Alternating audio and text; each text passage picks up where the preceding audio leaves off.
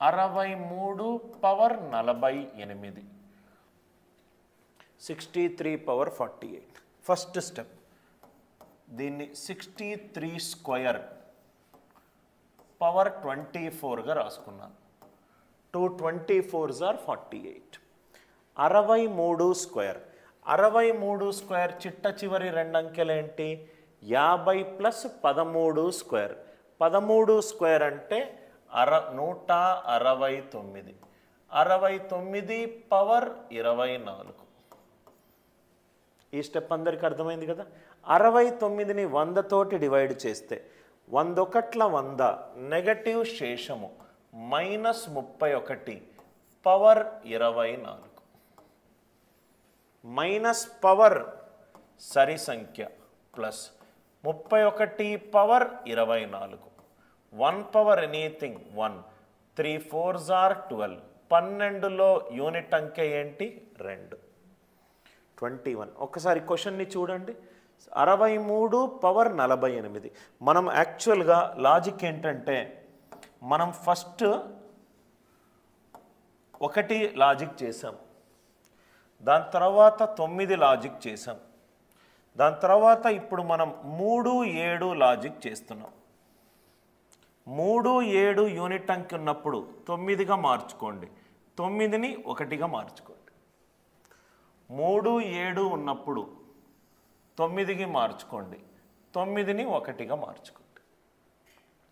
63 power 48 ఇంకో question 57 power 36 57 power 36 దీన్ని నేను ఇలా రాసుకోవచ్చు కదా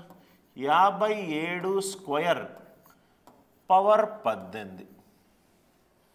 57 స్క్వేర్ 50 కంటే ఎంత ఎక్కువ 7 ఎక్కువ 7 స్క్వేర్ అంటే 49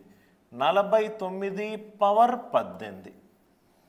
49ని 100 తోటి డివైడ్ చేస్తే 100 ఒకట్ల 100 నెగటివ్ శేషము -51 పవర్ 18 మైనస్ పవర్ సరి సంఖ్య అంటే ప్లస్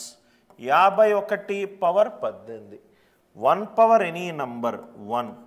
5 8ల 40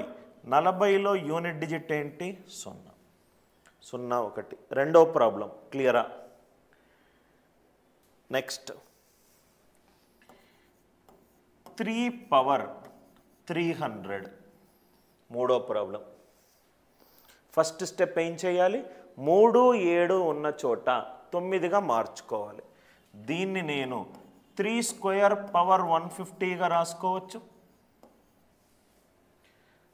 3 స్క్వేర్ అంటే 9 100 ఒకట్ల 100